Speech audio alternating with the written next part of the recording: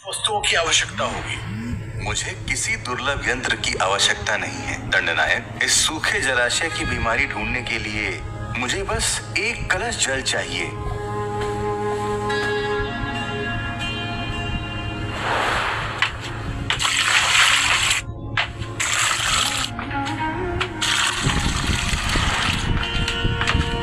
एक बूंद जल से पत्थर की नब्ज टटोल रहा है।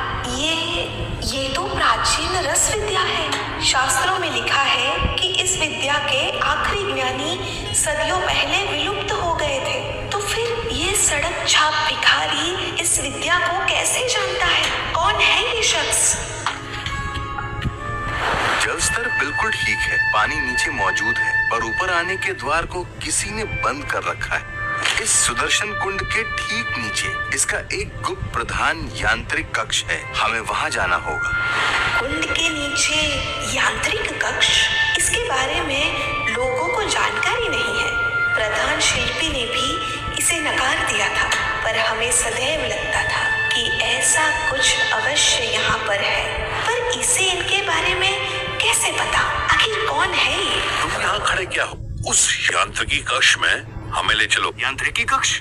वो तो इसके पीछे है, पर वहाँ पर देखने के लिए कुछ भी नहीं है। सब कुछ देखा जा चुका है। मैं इस यांत्रिकी कक्ष की बात नहीं कर रहा, मैं उस यांत्रिकी कक्ष की बात कर रहा हूँ जो इस कुंड के नीचे बना है। इसके नीचे?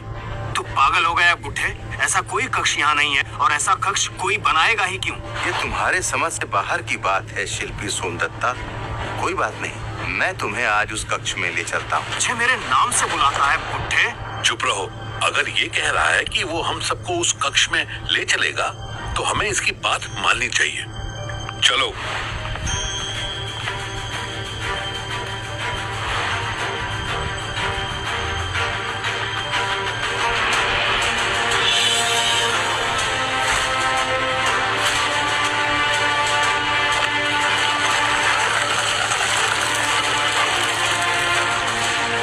सोमदत्ता, इस कक्ष के बारे में ये साधारण व्यक्ति जानता था, पर तुम प्रमुख सहायक होकर भी नहीं जान पाए। तुम्हारा हिसाब बाद में करूंगा। आइए दंडनायक, समस्या की जड़ इसी कक्ष में छुपी हुई है।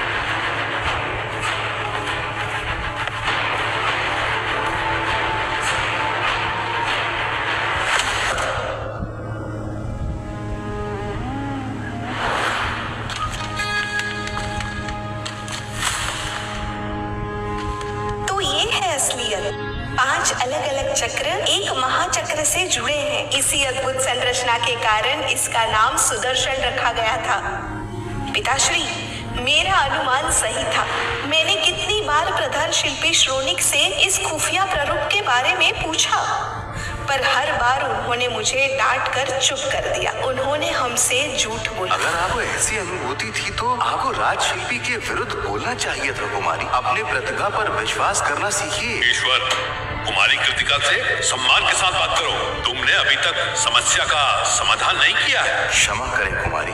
इस प्रारूप को सुचारू रूप से चलाने की विधि किसी पुस्तक में अवश्य होनी चाहिए। हम पुस्तकालय में जाकर खोजते हैं, वहाँ पर समस्त। उसकी चिंता मत कीजिए कुमारी, मैं इस प्रारूप को अच्छे से जानता हूँ।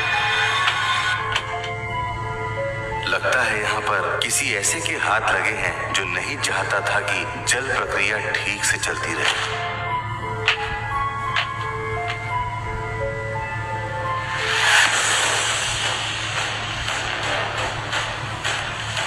सभी शिल्पी एक एक चक्र को थामे। जब तक सबका बल एक साथ एक ही दिशा में नहीं लगेगा, इस जमीन का सीना नहीं खुलेगा। पूरे साम्राज्य की प्यास का भार आपके हाथों में है।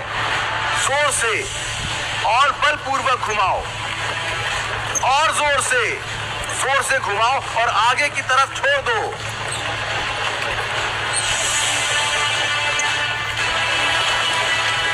दंडनायक, किसी भी क्षण बाहर कुंड से जल निकल सकता है। अधिक समय नहीं लगेगा। सुदर्शन ने अपना काम कर दिया है। वाह ईश्वर वाह, तुमने राज्य की इतनी बड़ी समस्या का समाधान कर दिया। हम तुम्हें इसका उचित पारितोषिक देंगे। तुम तो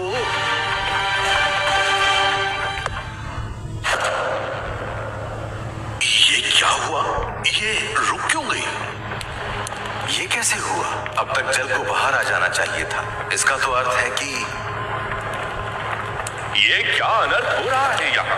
दंडनायक, इस प्रतिबंधित कक्ष में आप लोगों को कौन लेकर आया है और सुदर्शन के प्रारूप को कौन छेड़ रहा है?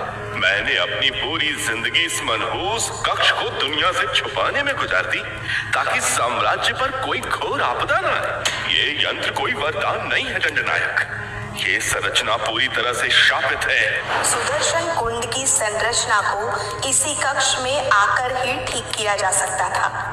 आपने इसे गुप्त क्यों रखा हुआ था? कहा ना कि ये कक्ष और प्रारूप शापित है। अगर इसे छेड़ा गया तो समस्त राज्य का जलस्तर सदैव के लिए इतना नीचे चला जाएगा कि कभी भी फिर जल के दर्शन नहीं होंगे। जिस आदमी ने ये किया है अवश्य ही राज्य से अपनी शत्रुता निकाल रहा है। ईश्वर ने सचमुच ऐसा तो नहीं किया? कहीं वो अपने जीवन भर की गरीबी और अत्याचार का प्रतिशोध तो नहीं ले रहा? नीच, कहीं तूने वास्तव में राज्य को काल के गाल में तो नहीं धकेल दिया?